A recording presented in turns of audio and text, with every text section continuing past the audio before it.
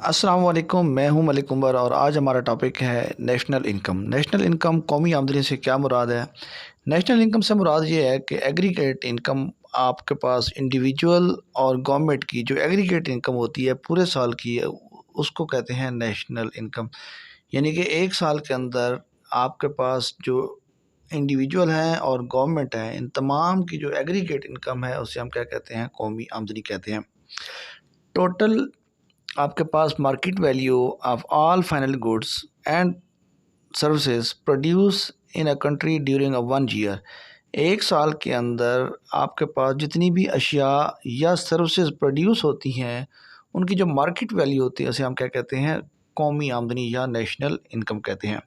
या इसके अलावा अगर आप और इसकी डेफिनेशन करना चाहते हैं तो सम ऑफ ऑल इनकम्स, के हम जितनी तमाम लोगों की इनकम्स हमारे पास क्या है कि वो आप किसी सूरत में भी हो सकती हैं, वेजेस की सूरत में हो सकती हैं, रेंट की सूरत में हो सकती हैं, या आपके पास क्या होता है कि इंटरेस्ट होता है आपके पास, या प्रॉफिट, यानी कि आपके पास production of factor of production जो हैं उनकी जो इनकम होती है साल की, उसको हम अगर सम कर लें, टोटल कर लें, तो उसे हम क्या कहते हैं? नेशनल इनकम कहते हैं।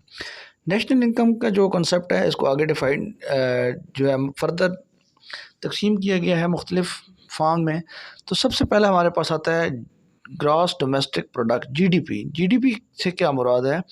जीडीपी से मुराद हमारे पास क्या है कि वो तमाम सर्विसेज और गुड्स जो एक साल में आप एक जोग्राफिकल बाउंड्रीज़ के अंदर, किसी मुल्क के अंदर एक साल के अंदर जितने भी आप अशिया पैदा करते हैं या खदमात पैदा करते हैं, लेकिन ये इसके लिए कंडीशन ये है कि वो तमाम अशिया या खिदमतें जो हैं वो उस मुल्क की बाउंड्रीज़ के अंदर प्रोड्यूस की होंगी, उसे हम जीडीपी कहते हैं, ग्रॉस डोमेस्टिक प्रोडक्ट। तो इसके अंदर ये होता है कि मुल्क, यानी कि हम पाकिस्तान की एग्जांपल ले लें तो इसके अंदर जितनी भी चीज़ें प्रोड्यूस होंगी वो तमाम की तमाम जीडीपी में शामिल होगी। और इसके अलावा जो पाकिस्तानी बाहर काम करते हैं वो जो चीज़ें या इनकम बनाएंगे वो इसमें शामिल नहीं होगी। लेकिन जो फॉरेनर पाकिस्तान में रहकर कोई चीज़ प्रोड्यूस करते हैं या इनकम उनकी जो आती है उसको हम क्या करेंगे? जीडीपी के अंदर शामिल करते हैं। नेक्स्ट हमारे पास जो कॉन्सेप्ट है वो है ग्रॉस नेशनल प्रोडक्ट, जीएनपी।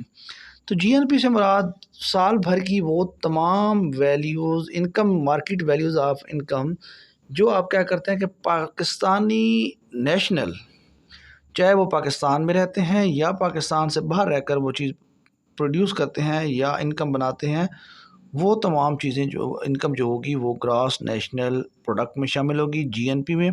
तो जीएनपी और जीडीपी में फ़र्क ये है कि जीडीपी में वो तमाम गुड्स एंड सर्विसेज जो कि सिर्फ विद इन बाउंड्री या पाकिस्तान प्रोड्यूस की जाती हैं, जबकि जीएनपी जो है इसमें ये होगा कि आपके पास पाकिस्तानी नेशनल, चाहे वो पाकिस्तान में कोई चीज़ इनकम बनाते हैं या सर्विसेज देते हैं या कोई चीज़ बनाते हैं, या वो पाकिस्तान से बाहर, तो वो तमाम जो इनकम होगी वो आपके पास क्या होगी?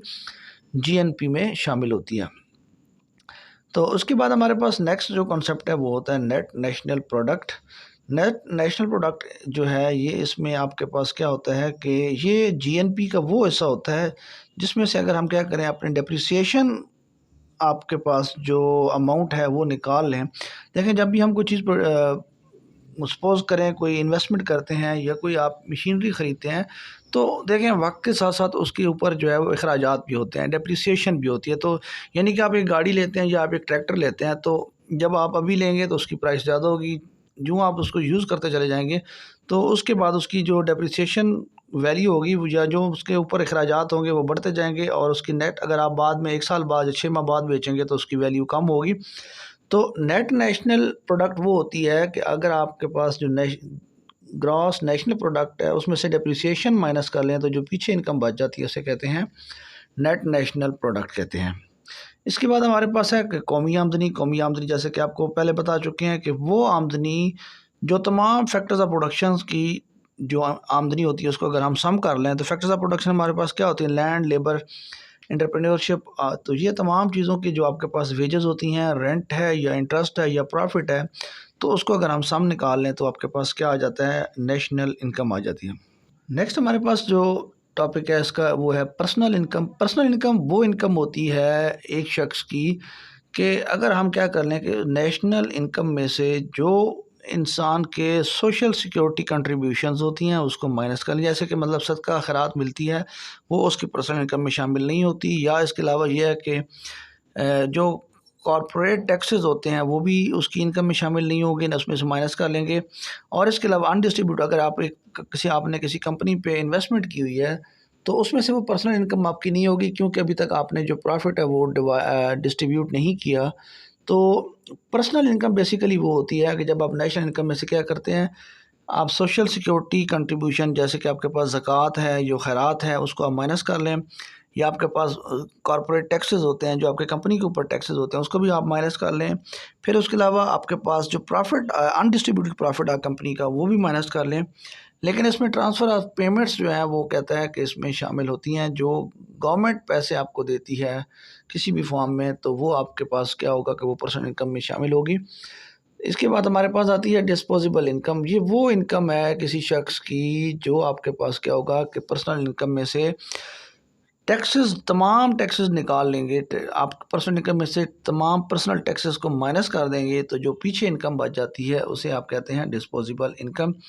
और उसके बाद हमारे पास क्या होता है कि पर कैपिटा इनकम से क्या मुराद है। पर कैपिटा इनकम से मुराद ये है कि अगर आप क्या करें, अपनी टोटल नेशनल इनकम जो है सपोज़ करें पाकिस्तान की, उसको आप कर लें पाकिस्तान की टोटल पॉपुलेशन के साथ डिवाइड, तो जो आपके पीछे आपके पास रेशो बचेगी या जो आपके पास वैल्यू बची उसे कहते हैं पर कैपिटा इनकम। के एक शख्स की इनकम कितनी है उसे कहते हैं पर कैपिटा इनकम। उम्मीद है कि आपको ये कॉन्सेप्ट समझ आ गए होंगे। अगर कुछ चीज़ समझ नहीं आती तो आप मुझसे कमेंट सेक्शन में पूछ सकते हैं। मिलते हैं नई वीडियो के साथ। अल्लाह हाफ़िज़।